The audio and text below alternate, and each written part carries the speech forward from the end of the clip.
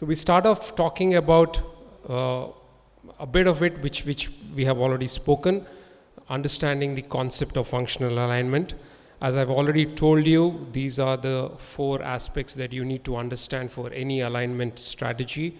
And you've already seen this slide. This was initially given by Faris Haddad and Mark Pagnano, where they thought, why don't we start from the other side, where we give balance equal importance. You always need a pre-plan before which you can actually plan it on your screen, and you need some sort of robotic assistance to do this.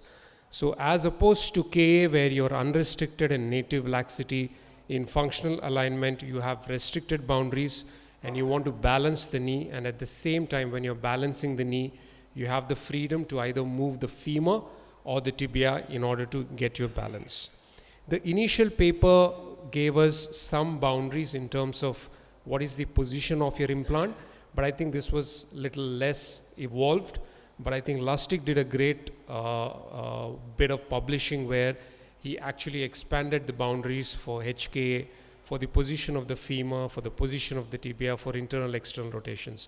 So in a way you can think of these boundaries as extended boundaries for functional alignment. So here I have a case where you can see that I have 0, 0, 0 in all quadrants. That means this knee has been placed in mechanical alignment strategy. And then you can see that now for me, kinematic start point becomes 7 on 7 on the femur, on the tibia, and 6.5 on the femur. So here you can see that now I pinned laterally and I'm giving varus on the tibia, and here you can see it's become 7 and 7 on the tibia.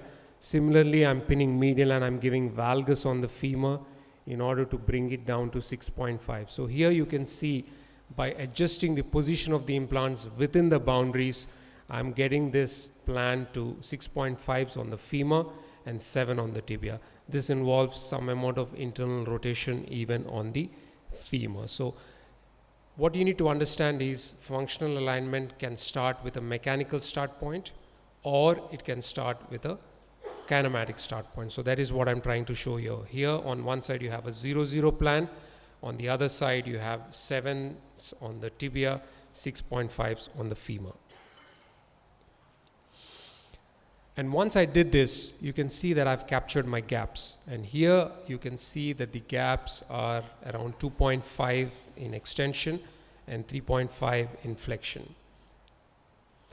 So here, now we can start adjusting the position of the implant in order to get this balance down further. So here you can see, because the gap is a little more, I've started moving my tibia first. So I'm raising it up.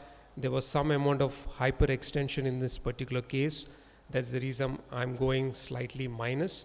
So here the average cut has become 5.5. I bring it up further because I want to change and I want to get the gap further down, and you can see that I've decreased. Because of this, the flexion gap on the medial side has become tight. Now I'm giving some external rotation. So here you can see that I'm actually changing the position of the femur in flexion in order to get a better gap. So here you can see that I moved my femur, I've moved my tibia, I've got the knee into the right balance I want. So that is the key difference between KA and restricted KA, where alignment is constant. You accept the native laxity that you get at the end of surgery. But on the other hand, you have functional alignment where it is a balance-driven strategy.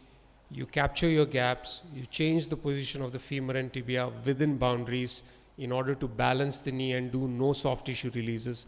But whatever alignment you get at the end of it, you're accepting it. So what is the main difference between a KA start point and a MA start point? So you have the KA start point on the left, and then you have the MA start point on the right. You can see it's the same knee.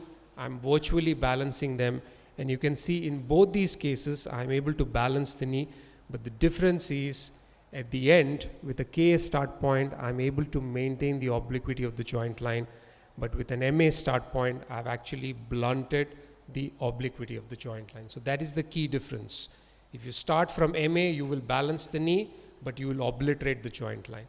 But if you start with a KA start point and you're mindful about the obliquity, you'll still be able to balance, but you will still recreate the obliquity of the joint line. Is there a clinical significance in this particular way of doing things? Yes, Gavin Clark has published in this particular paper. You can see on the mechanical side it is 175. That means you're neutral. But on the other side you can see with an FA start point you're 173, and he showed a big difference in the functional joint scores between these two particular strategies. When you maintain joint line, you have a high forgotten joint score versus a low forgotten joint score when you have a mechanical start point. So just to reiterate, you can move both femur and tibia in functional alignment strategy. So this is how I do my normal cases. I get the measurements, draw the CPACs out, and these are my boundaries. I'm up to 7 degrees of slope, 6 degrees of varus on the tibia. On the HK axis, 3 degree valgus, 6 degree varus. On the femur, 3 degrees varus and 6 degrees valgus. Internal rotation up till 5 degrees on either side. I accept 1 millimeter of lateral laxity in extension, but not when the knee is locked, but in around 5 to 10 degrees of flexion. But in 90 degrees, I accept more than 3 millimeters of laxity now. But if you have some poor bone quality, this is where I'm a little careful. I limit my varus to up to 3 degrees, and I usually add a stem. So let me conclude by saying, if you're doing kinematic alignment, you're unrestricted, native alignment. If you're doing functional alignment, you're restricted, and you have a balanced event strategy. Thank you.